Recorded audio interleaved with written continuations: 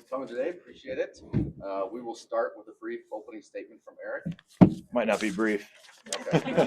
A lengthy opening statement from Erik, followed by questions. Just a reminder, we have mics to be passed around to ask your questions. And afterwards, too, if anybody needs some one-on-one time with Erik, he's happy to oblige. Thanks. Erik, go ahead. Perfect. Thanks everyone for being here today, especially the media. I want to thank you guys for all the respect you treated me with for over all the years. You're a classy group of people. Really enjoyed interacting with all of you for so many years. Today and every day, my heart is full of gratitude, memories, and an overwhelming sense of pride for having been a part of something truly special. After 18 incredible years in the NHL and the privilege of spending over 13 seasons of those with the Colorado Avalanche, I've made the decision to hang up my skates and begin the next chapter of my life. This moment is bittersweet, but I'm at peace knowing I gave everything I had to this game and this incredible organization. First, I want to thank the Kroenke family and the entire Colorado Avalanche ownership group. Your vision, commitment, and belief in this team gave me the opportunity to play for one of the most respected organizations in hockey. You helped build something special here, not just a team, but a family, and I'm forever grateful for your trust in me to represent the Avalanche crest. To the front office and coaching staff, every coach I've had the privilege of working with as well. Thank you for your guidance, your leadership, and for pushing me to be the best player and person I could be. To the training staff, equipment staff, medical team, and every person who works behind the scenes, you are the heartbeat of this organization. Your tireless work made my job easier. And I hope you know how much your dedication meant to me and every player who's laced up the skates for this team. To my teammates, my brothers, we've shared countless battles, laughs, and moments I'll carry with me forever. Every guy I've played alongside, you made me better, not just as a player, but as a person.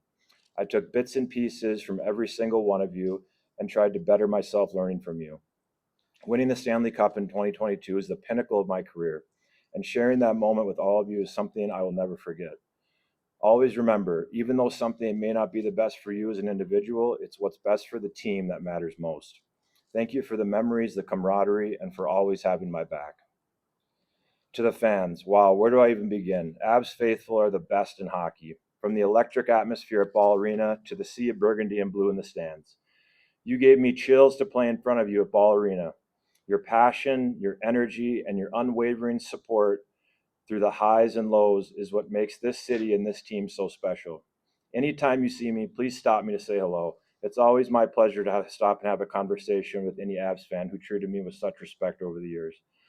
To the fans that watch around the world, from Denver to every corner of the globe, thank you for cheering me on, for believing in me, and for making this journey so unforgettable. You gave me a reason to leave it all on the ice every single night. To the city of Denver, my home, this city welcomed me, embraced me, and gave me a place to grow, not just as a hockey player, but as a person. I arrived here as a 22-year-old kid in 2011, grew up here, some might say I never did, and leave here still as a kid, just a lot older at 37. Denver is unlike anywhere else in the world. I'm so proud to have called this place home for so many years and to have it be home the rest of my life. To everyone in this incredible community, especially watching right now, thank you for making me feel like one of your own. Hockey has been my life for as long as I can remember, and the Colorado Avalanche gave me the chance to live out my dreams. I pinch myself for the career I've had. I cannot even fathom how lucky and blessed I have been. If I was offered this life and career as an 8-year-old, heck, even as a 20-year-old, I would sign up for it every single time. As I step away from the game, I'm filled with gratitude for every moment, the wins, the losses, the friendships, and the lessons.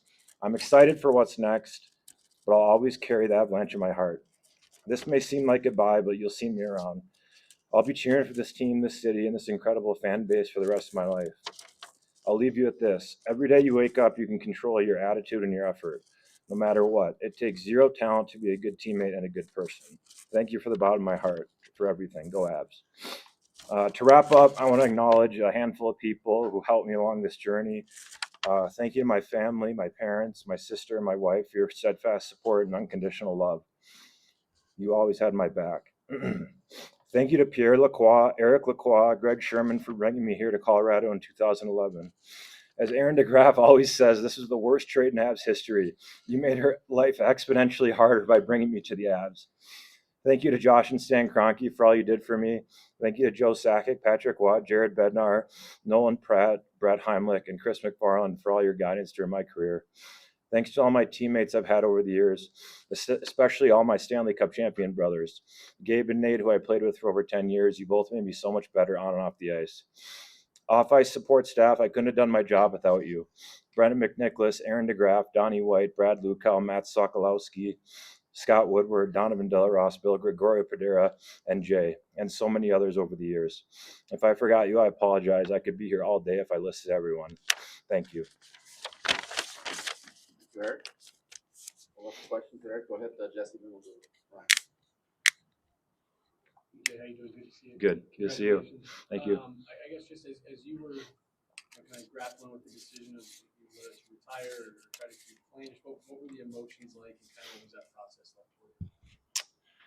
Yeah, honestly, like Jesse, I would have, if the right opportunity popped up, I would have loved to kept playing.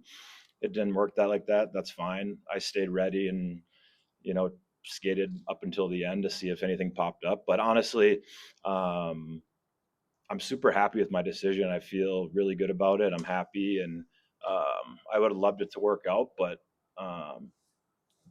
pretty grateful for everything that I've accomplished and been able to do. Ryan? Hey Jay, congrats on your career. Thank you. I'm just curious.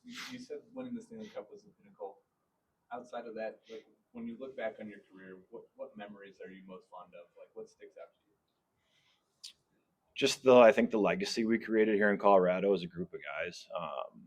We weren't a good team for a long time, and now look where the team's at. And I mean, I know I didn't do that, not even close to by myself. It was a collective effort with a lot of guys. So it was just amazing to build up a team from really nothing, and a lot of people had a lot to do with that, and I was happy to be a part of that. But I'm most proud of that, just where the Colorado Avalanche are at now, and what's one of the best definitions of success: leaving a place that's better than when you found it. And there's no better thing than this team right now, and I was just happy to be a piece of that. Terry Fry? It sounds as if you're sticking around. Can you confirm that, and what went into that decision? And also, what are you going to do? Yeah, I'm going to live here. We've lived here in the off season for a long time. Been here almost 15 years, so we love living here. We'll always live here. What I'm going to do, I'm going to kind of try and do a few different things this year and see what I like. I'm going to do color commentary for DU and Air Force games and studio for the Avs. And something else that I can't say right now that might be popping up here. And then I'm going to have a really good relationship with Danny Briere. So I'm going to help out him and the Flyers this year a little bit too. So that's kind of where I'm at, and I'm not going to try and overwhelm myself. I'm going to try and do things that I haven't been able to do this time of year in the past and do that as well. But that's what I'm going to do to start. Thanks, Jerry. Bailey, then Eric.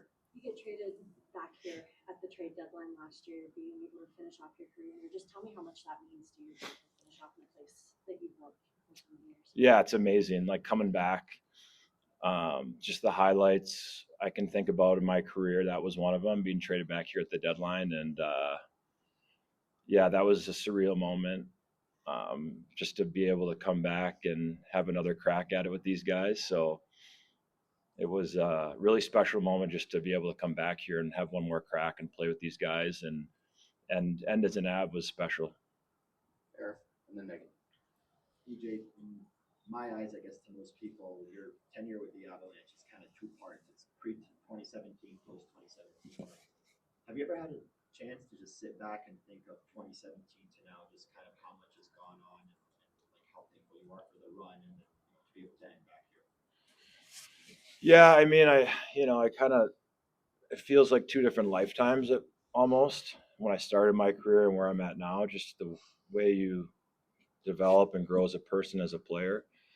And I was a really good player for a long time on some bad teams, and then I was a okay player on really good teams. So the script kind of flipped, but Yeah, I mean, to answer your question, I just feel like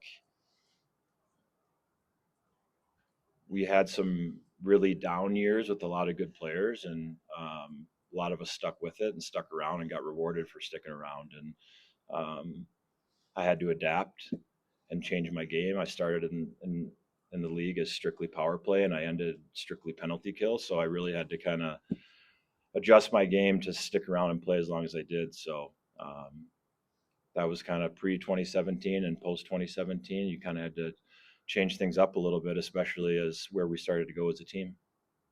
Back here to Megan. What's something that took a backseat while you were playing hockey that you're excited to put in the forefront and dedicate a little bit more time to now?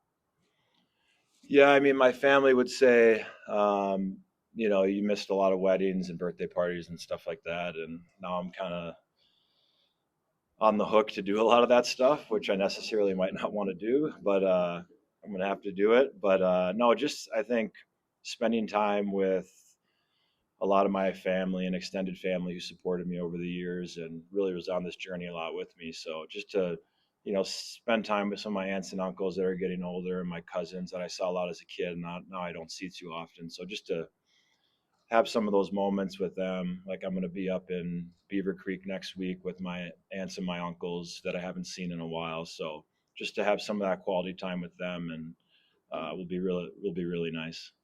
Will Peterson. Eric, obviously you had a lot of huge moments, but I think a lot of us think of Game 6 in St. Louis, where you take the puck up the ice, then eventually it gets over to Helm, and you guys win that series, get out of the second round. What do you make of that assist? Was it the biggest assist of your career, and was that kind of the biggest moment for the Avs on the way to the Cup to get over that second round hump? Yeah, I mean, I still get chills when I watch that goal of Helmer putting that in the back of the net. That was kind of, I think, a mental block that just got everybody over the hump, not only the fans, but I think the players as well. We kind of were in that mindset that, the Avs couldn't get by the second round, which, right or wrong, kind of stuck with us. So to be able to do that after blowing Game 5 at home, that was a big moment for our team. And yeah, I don't know. I remember looking up at the clock and seeing 6 seconds left, whatever it was, maybe it was 10, and trying to get momentum and get up the ice. And I remember Cale told me he had no idea how much time was on the clock, but he could tell I wanted the puck, and I just tried to take it up the ice and make a play. And OC dished it across, and Helmer has probably one of the most famous goals in Avs history. So pretty special moment to be a part of. Eric, you mentioned Gabe Landeskog and Nathan McKinnon, two guys that you've had as teammates for 10 plus years. There's a lot of core pieces here that have been your teammates for a while. Are there any guys, and who specifically from the guys that maybe weren't here as long, would you say had an impact on your career? Yeah, like I said, I mean, I tried to take pieces from every single guy I played with and apply things that I thought they did well or made them great people and tried to help it apply to myself personally or professionally. So I could list a ton of guys. Going back to when I was a rookie, Paul Correa, Keith Kitchuk, those guys really helped me out. J.S. Shiger was great.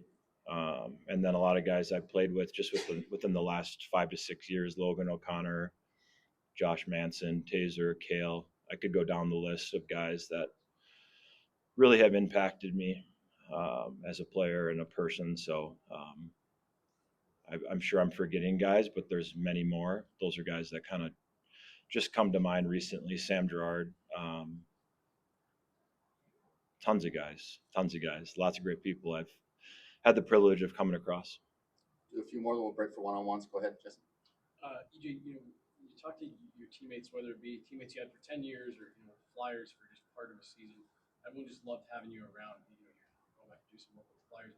What was the approach that you tried to take every day come to the rink that would just seem to be so infectious that all your teammates just loved? Yeah, I mean, I think a lot of it had to do with me just figuring out who I was as a player and a person and being comfortable with that. I think early in my career, I had a lot of pressure of where I was picked and what I was, supposed to live up to. And I don't think I was probably the best teammate early on. I think over time I got better. And I think a lot of that was just being comfortable with who you are. And just growing into, I mean, you know, you're a kid at 18, 19, 20, 21, 22. That's not really who you are. It takes a while to develop that. And I think over time, I just tried to adopt that attitude, and, you know, that you snap your fingers and your career is over. And it's so short in the big picture of your life that I just figured that why not come to the rink every day like it's the best day ever. And I hope that rubbed off on people over time. Finish with Terry Fry. You, I was gonna ask about this, is horse racing in the picture at all? It's a hobby, something I'll have fun with. Nothing that I take as something that I'll do as a job or something, but something I like to have fun with. And luckily I have a lot of interests that I can stay busy with.